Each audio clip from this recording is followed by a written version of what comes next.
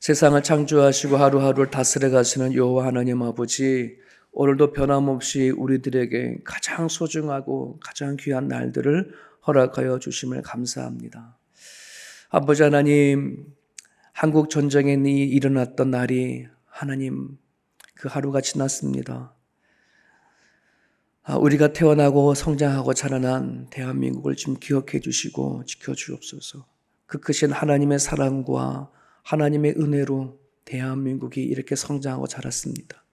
하지만 수십 년 동안 눈물로 기도하는 하나님 아버지 하나님, 남과 북의 아픔을 갖고 있습니다.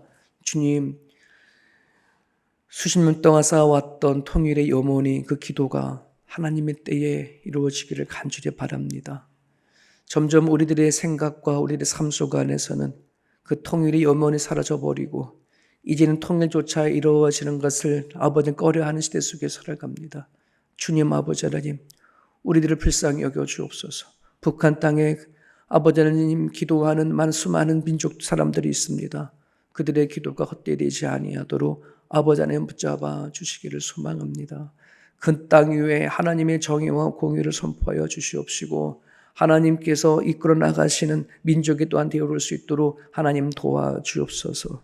아버지 하나님, 평양 대붕이 일어났던 하나님 그 땅입니다. 다시 그곳에 하나님 교회가 세워지게 하시고 다시 하나님을 찬양하는 외침이 울려 퍼질 수 있도록 하나님 일하여 주시기를 원합니다. 마침내 이루시고 마침내 주의 뜻을 이루어지는 하나님 현장에 되어올 수 있도록 아버지 역사하여 주옵소서. 우리 주변 위에 오늘도 연약한 게 아버지 수술을 받아야 할 가정들이 있습니다. 회복되어야 할 자녀들이 있습니다. 치유하여 주시고 회복하여 주셔서 하나님 안에 하나님 귀한 자녀들이 건강을 되찾을 수 있도록 우리 하나님 붙잡아 주옵소서. 오늘도 우리 가운데 허락하신 삶을 살아갈 때에 하나님 안에 기대하게 하시고 하나님 안에 소망을 품고 살아가는 복된 하루 되게 하시옵소서. 예수님의 이름으로 기도합니다. 아멘. 사도행전 26장 19절에서 32절입니다.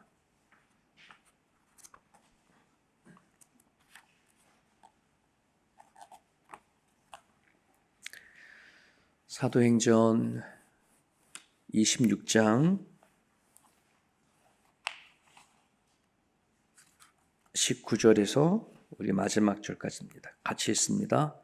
아그리빠 왕이여, 그러므로 하늘에서 보이신 것을 내가 거스르지 아니하고 먼저 다메섹과 예루살렘에 있는 사람과 유대 온 땅과 이방인에게까지 회개하고 하나님께로 돌아와서 회개에 합당한 일을 하라 전하므로 유대인들이 성전에서 나를 잡아 죽이고자 하였으나 하나님의 도우심을 받아 내가 오늘까지 서서 높고 낮은 사람 앞에서 증언하는 것은 선지자들과 모세가 반드시 되리라고 말한 것밖에 없으니 곧 그리스도가 고난을 받으실 곳과 죽은 자 가운데에서 먼저 다시 살아나사 이스라엘과 이방인들에게 빛을 전하시리라 함이니이다 하니라.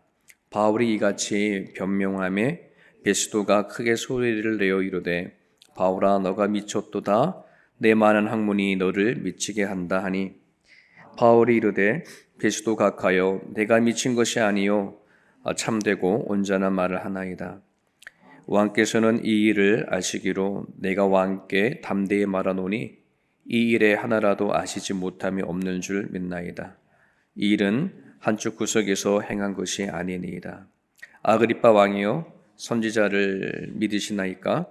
믿으시는 줄 아나이다. 아그리빠가 바울에게 이르되 내가 적은 말로 나를 권하여 그리스도인이 되게 하려 하는도다. 바울이 이르되 말이 적으나 많으나 당신뿐 아니라 오늘 내 말을 듣는 모든 사람도 다 이렇게 결박된 것 외에는 나와 같이 되기를 하나님께 원하나이다 하니라.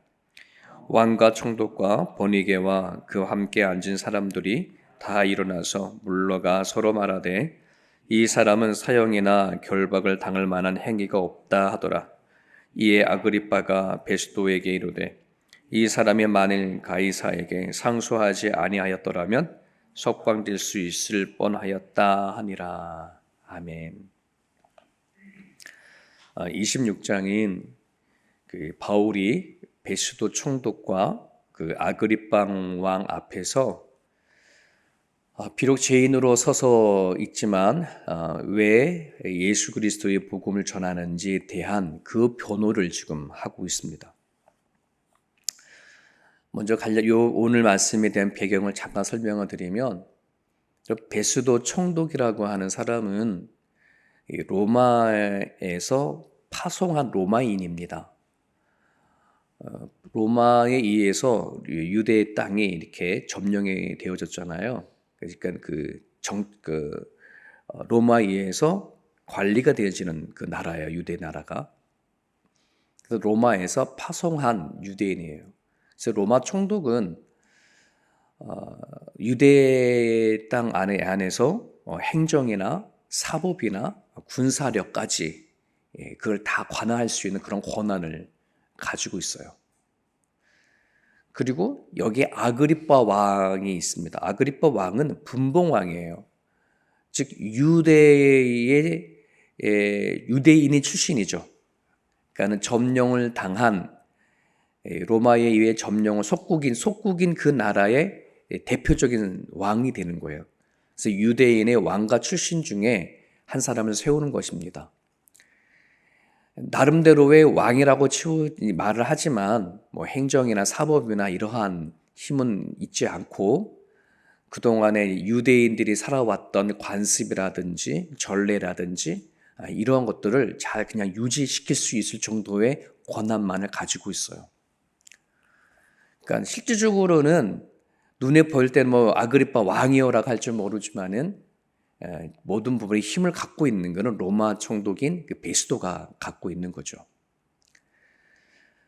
이처럼 그 베스도가 유대 땅의 총독으로 부임을 받을 때에 바울은 예루살렘에서 북쪽으로 한참 떨어져 있는 가이사랴의 감옥에 투옥이 되어져 있었어요. 그리고 그때의 유대 지도자들이 베스도에게 와가지고서는 바울을 예루살렘에 데리고 와가지고서는 재판받기를 원한다라고 그렇게 부탁을 하죠. 근데 말이 그렇지 가이사랴에 있는 바울을 끄집어 내려오면서 예루살렘으로 올 때 죽이려고 했던 거였거든요. 그 사실을 알게 되어졌죠. 베스도가 나중에 그 바울에게 물어봅니다. 뭐라 물어보냐면, 너가 예루살렘에 가서 재판을 받을래? 아니면 그러니까 너가 말했던 것처럼 로마에 가가지고서는 재판을 받을래? 이런 거였거든요. 그러니까 지금 바울은 자기가 예루살렘으로 가게 되어지면은 죽는다는 사실을 알게 되어지니까 이가 상소한 거예요. 왜냐하면은 바울은 로마 시민권이잖아요. 그러니까 로마 시민권자로서 이 일에 대해서 로마 황제 앞에 가가지고 변호하면서 자기는 이 문제에 대해서 죄가 없음을 드러내고 싶었던 거예요. 그러니까 이 베스도는 아무리 이제 그 유대 지도자들이 바울을 고소 고발을 했는데 그걸 보니까 로마법에 의해서 그렇게 처리할 이야기가 아니거든요. 근데 어쨌거나 바울이 로마 시민권자 아니니까 로마를 가서 그렇게 받는다고 하니 예루살렘으로 보내지 않고 가이사랴에 있다가 로마로 보낼 생각을 하고 있는 거예요.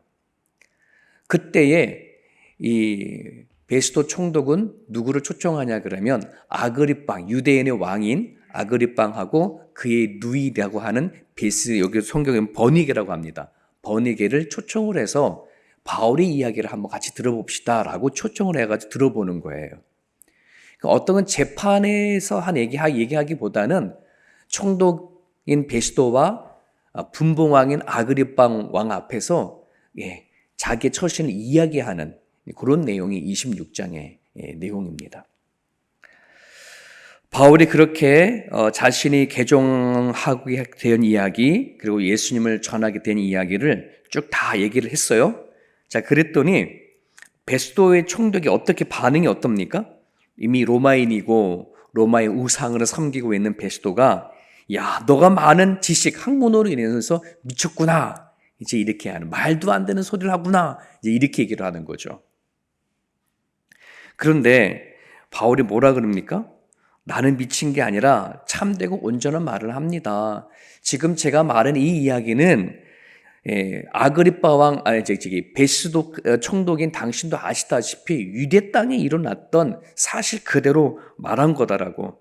이것은 어느 그냥 당신이 알지 못한 어떤 시골 구석에서 일어난 것이 아니라 예루살렘 중심부에서 일어난 사건이라는 것을 다 얘기를 하는 거예요. 오늘 이 베스도의 복음을 들었을 때의 베스도의 반응, 어쩌면은 이는 자기 안에 이미 우상이 있는 사람, 우상이 있고 자기 신을 믿는 그런 존재이기 때문에 바울이 말한 예수 그리스도에 대해서는 전혀 귀담아 들을 생각이 없는 마음이 닫혀 있는 그런 자입니다. 그래서 고린도 후서 4장 3절에는 이런 사람을 대해서 이렇게 표현합니다. 만일 우리의 복음이 가리웠으면 망하는 자들에게 가리워진 것이라 라고 말씀이 있어요. 망하는 자들에게는 아무리 하나님의 복음을 전하더라도 그들에게는 가리워져 있다. 말을 해도 듣지 못하고 증거를 보여줘도 불려하지 않는, 그것이 가리워져 있는 사람이다 라고 그렇게 얘기를 하는 거죠. 예수님의 죽으심과 부활, 승천, 그리고 얼마든지 예수님께서 이 땅에 오셔서 말씀하신 것들을 유대인의 율법과 또 선지자들의 말을 통해서 충분히 증거해낼 수도 있음에도 불구하고 그거를 전혀 알지 못하는 베스도의 그 모습 안에서 당신이 미쳤다라고 하는 소리가 나옵니다.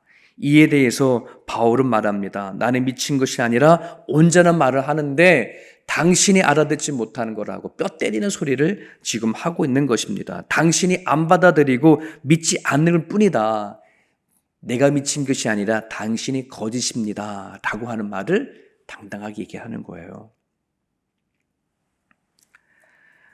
이렇게 바울이 말한 다음엔 이 베스도가 어떤 대답을 했는지는 기록이 되어져 있지 않지만 30절 그 뒷부분에 보게 되어져 버리면 뭐라 그러냐면 이 사람은 결코 가이사르에게 상소하지 않았다면 석방될 수 있을 뻔했다. 이 말은 로마에 항소하지 않았으면 그냥 내 손에서 풀어줄 수 있는 사람이에요. 죄가 없는 사람인데 지금 여기에 와 있다라고 그 스스로 얘기를 하는 거예요.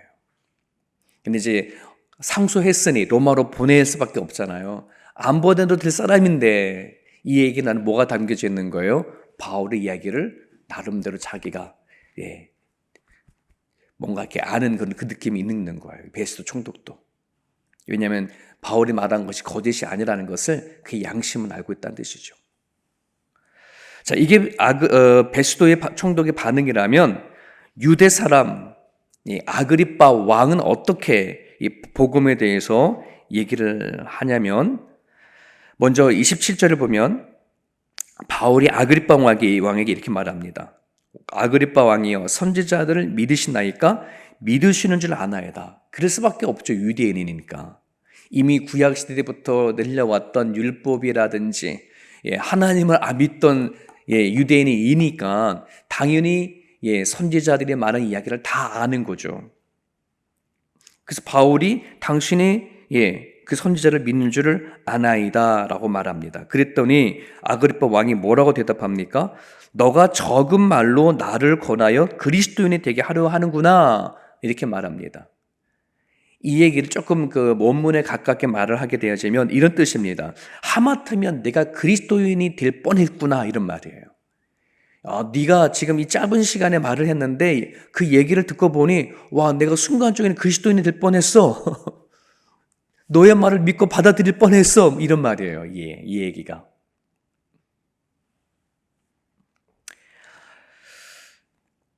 바울의 증언을 통해서 성령 하나님이 아그리빠 왕의 마음을 터치한 것은 분명합니다. 하지만 아그리빠 왕은 지금 자기의 생각과 의지로 완고히 하나님의 영을 거부합니다. 이게 또한 죄입니다. 여러분 복음을 선포해서 이 세상에서 복음은 끊임없이 지금도 선포하고 이야기가 되어지죠. 하지만 자기 안에 우상이 있는 사람은 기독교를 향해서 크리스찬을 향해서 미쳤다, 미친 종교다라고도 얼마든지 말할 수 있습니다. 하지만 복음을 들었음에도 불구하고 자신이 가지고 있는 생각과 의지로 거부하는 사람들이 또한 대부분일 것입니다. 오늘 본문 안에서는 이처럼 복음이 전해졌을 때 복음을 어떻게 반응하냐라고 하는 대표적인 두 사람의 모습을 볼 수 있습니다. 여러분, 특별히 아그리빠의 왕의 이 모습은 아마 이런 것이 담겨져 있을 거예요. 자신은 유대 땅의 왕입니다. 그리고 바울은 죄인의 모습으로 앞에 서 있습니다. 겉으로 보는 모든 신분을 보나 누가 더 많이 배웠거나 누가 더 힘을 가지고 있거나 그런 걸 따지면 바울이 아그리빠 왕을 넘을 수는 없겠죠. 어쩌면 바울이 말하는 것이 진실이든 진리가 아니든 상관없어. 나름대로 아그리빠 왕은 자기가 이미 서 있는 그 위치 안에서 그 바울의 메시지를 자기의 의지와 생각으로 거부하는 모습을 우리는 볼 수 있습니다. 여러분, 이 시대에 예수 그리스도의 복음을 받아들이지 아니하는 수많은 사람들은 자신이 왕으로 살아가는 것과 똑같습니다. 네. 자기가 살아가면서 가졌던 지식이라든지 경험이라든지 자기가 일궈놓은 업적들, 이러한 것이 자기가 너무 큰 힘이 되어버리면 하나님을 찾기보다는 자기가 가지고 있는 그 힘이 하나님이 주신 메시지보다 더 크죠. 그러니 하나님의 말씀을 들을 수도 있고 안 들을 수도 있고 받아들일 수도 있고 거부할 수도 있는 그 고난을 자기 자신 안에서 결정한다는 것이죠. 그렇게 반응을 보인 아그리빠 왕에 대해서 29절을 보면 초라하기 그지없는 바울의 입에서 이렇게 얘기 나갑니다. 내가 결박된 것 외에는 나같이 되기를 하나님께 원합니다. 결박되어진 것을 빼놓고 당신은 나처럼 되기 원합니다. 이게 뭐예요? 나처럼 예수를 만나기를 원하고 나처럼 하나님을 만나기를 소망합니다 라고 하는 그런 모습이 담겨져 있어요. 베스도 총독 앞에서 아그리빠 왕 앞에서 어쩌면 그 시대에 자기 바울에게는 가장 큰 권력과 힘을 가진 그 사람 앞에서 당당합니다. 그리고 힘있게 나처럼 되기를 원합니다 라고 하는 이런 확신을 가지고 얘기를 합니다. 야, 되게 멋진 사람 아니겠습니까? 네. 세상의 관점을 봤을 때에는 바울은 죄인처럼 있는 곳이고 그 두 사람은 세상에서 가장 높은 자리에 앉아 있음에도 불구하고 바울은 전혀 거기에 굴하지 아니하고 당당하게 자신이 믿는 예수 그리스도를 전하면서 나처럼 되기를 원한다고 하는 이 파워는 어디에서 오는 걸까 하는 거죠. 영어 단어 중에 그릿이라고 하는 단어가 있습니다. Grit라고 하는 단어입니다. 이 그릿이라고 하는 단어는 용기, 회복, 끈기, 열정, 강인함, 유머, 이 단어를 다 품고 있습니다. 다 어디든지 사용할 수 있는 단어가 그릿이라고 하는 그런 단어입니다. 누가 그렇습니다. 예수님을 믿고 은혜를 받은 사람들에게는 어떤 모습이 보이냐라고 말할 때에 저는 그릿이라고 하는 것이 생긴다라고 저는 믿어요. 당당함입니다. 자신감입니다. 열정입니다. 강인함입니다. 나처럼 되기를 원합니다 라고 하는 여기 안에는요, 정말이에요. 세상 사람들이 보지 못하고 알지 못하는 그 파워와 그 용기가 바울에게 있기 때문에 그렇습니다.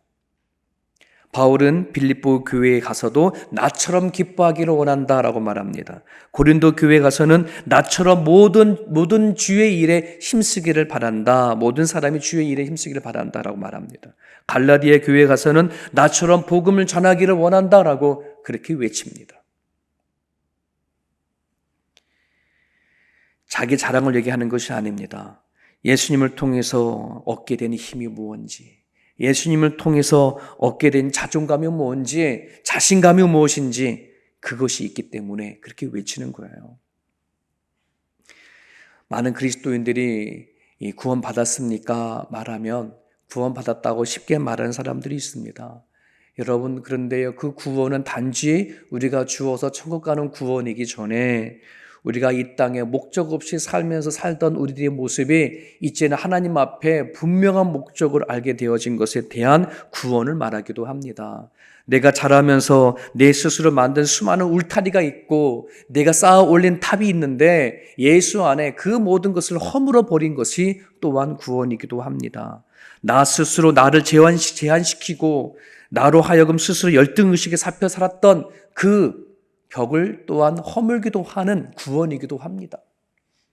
죽어서 가는 육신에 대한 구원이 아닌 내가 이 땅에 살면서 나를 신처럼 살아왔던 그 모든 것들이 하나님 앞에 무너지는 것, 이게 진짜 구원이라고 저는 믿습니다. 이런 구원이 있어야 당당합니다. 어느 누구 앞에 서더라도 굴하지 않습니다.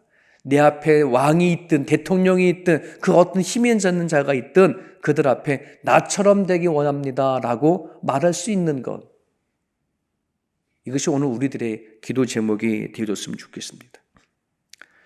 성경에 기록되어져 있는 예수님은 우리에게 하나도 부담을 갖지 말고 편안하게 살다가 와라 라고 말하지 않습니다. 성경에 기록된 예수님은 우리에게 죽어서 영생만을 약속할 뿐 이 땅에 우리 삶 속에서 아무도 관여하지 않는다고 말하지 않습니다. 성경에 기록된 예수님은 우리가 몇 마디 유익한 조언을 해주고 나머지는 너가 알아서 살아라라고 그렇게 말하지도 않습니다. 하나님은 또한 우리 가운데 오신 예수님은 우리와 함께 하시겠다고, 우리에게 주신 복음을 가지고 잘 살아갈 수 있기를 또한 원하십니다. 당당하기를 원합니다. 고통과 십자가 없이 믿음 생활을 해왔다면 우리는 생각해 봐야 합니다. 우리들의 믿음 생활은 쉽지 않습니다. 예수님을 믿으면 믿을수록 더 어려운 게 믿음이고 신앙이더라고요. 진짜 복음이 내 안에 들어오면 지킬 것이 얼마나 많은지 모릅니다. 치열한 싸움들이 일어납니다. 내 안에 들어와 있는 말씀을 지켜내야 합니다. 하나님이 주신 기쁨과 감사를 지켜내야 합니다. 하나님과의 관계를 끝까지 이어가야 할 것을 지켜내야 합니다. 이거는 정말 치열한 싸움입니다. 저절로 되어지는 것이 아니라 하나님을 붙잡고 살아가야지 이 싸움이 가능한 거거든요. 주님 나라 갈 때까지 이 싸움은 이루어지는 것입니다.